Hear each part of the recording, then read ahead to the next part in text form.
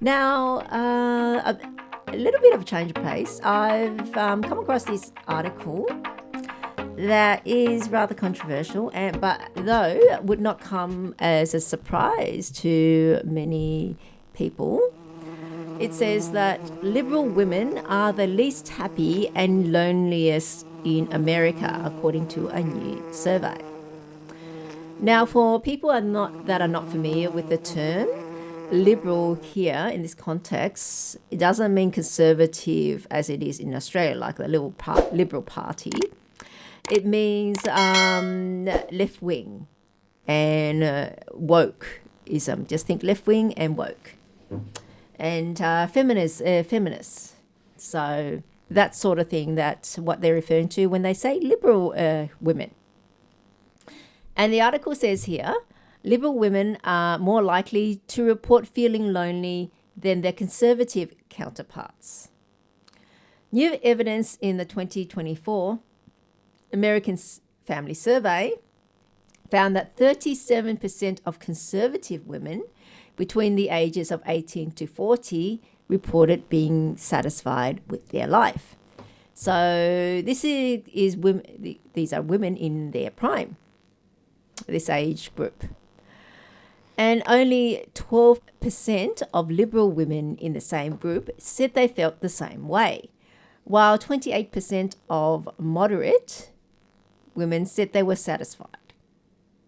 So you can see quite a big difference there. It is kind of like, 12% of the most left wing and 28% of those in the middle, and 37% are those on the right. And the article goes, the findings also say that liberal women are nearly 3 times more likely than conservatives to say they experience loneliness at least a few times a week. So being liberal means lonely, and it's more lonely. It also broke down the relationship status of those surveyed, saying 40% of liberal women reported being single, while 31% were married.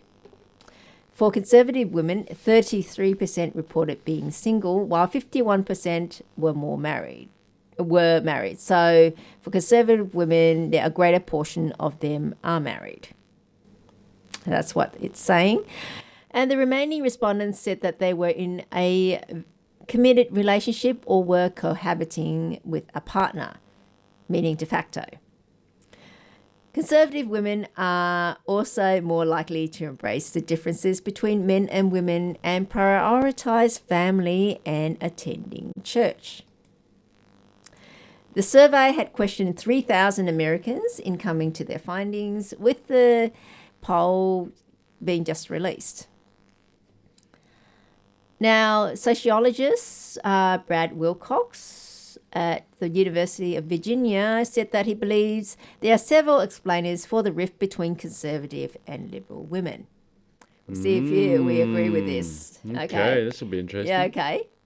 He said, we've seen in the research that conservative women tend to be more likely to embrace a sense of agency.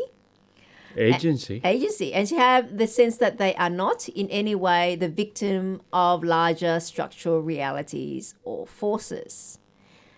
Namely, what I think it is about, I hear feminists screaming about the patriarchy. I think that's what he's referring to. Maybe it's like maybe they think they wear an FBI badge, and they've got control over everybody else. The final analysis added, this ideological divide does not appear to be just a consequence of negative thinking.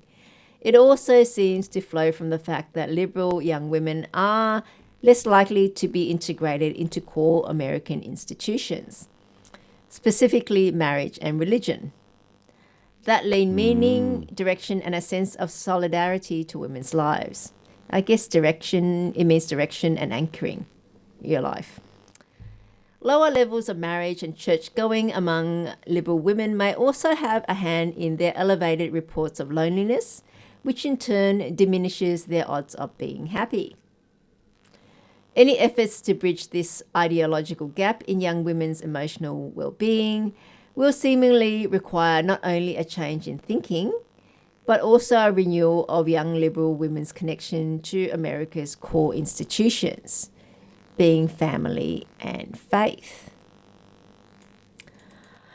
In 2023, a European study found that conservative women are more attractive than left-wing females. Danish and Swedish researchers tested a deep learning artificial intelligence called a neural network that can predict a person's political leanings the majority of the time, solely based on their headshot or what they look like.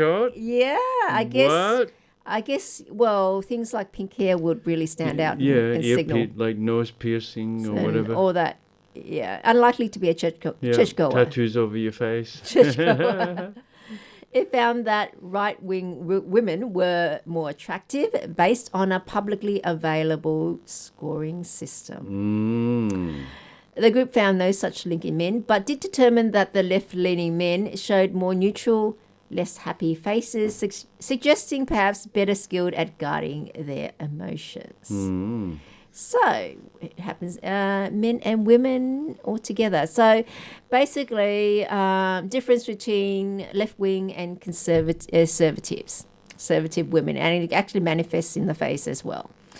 So, my take on this, liberal women being unhappy, and that, to me, I'm not surprised, because think about what do they push and what do they aspire.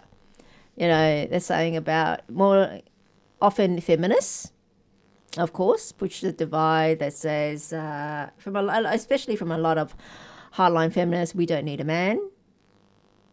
Oh well, if you have that philosophy and that motto, you're unlikely to be married. Okay, so that accounts for less of them being married. And also, what's the other thing, more unhappiness, more lonely. Of course, you don't need a man. You're more unlikely to have a partner. Also, the thing was that, I'm a strong, independent woman. I don't need anyone, and so forth. More likely, I guess, to reject different points of view. So then you're unlikely to have friends from different spheres. Well, so you're more close off, and I guess, well, in the end, I guess that's what they keep referring to the cat ladies. They're less likely to have children or want to be part of that, I guess, and more often than not reject their femininity. Yeah, you can actually see it. I mean, especially when liberal protests and so forth, and you see the women. Yeah, there's not much femininity there. There's not much femininity, yelling and screaming, and it's like, yeah. And to me, it just smacks of them, following that divide and say of wanting to be like men. Yeah.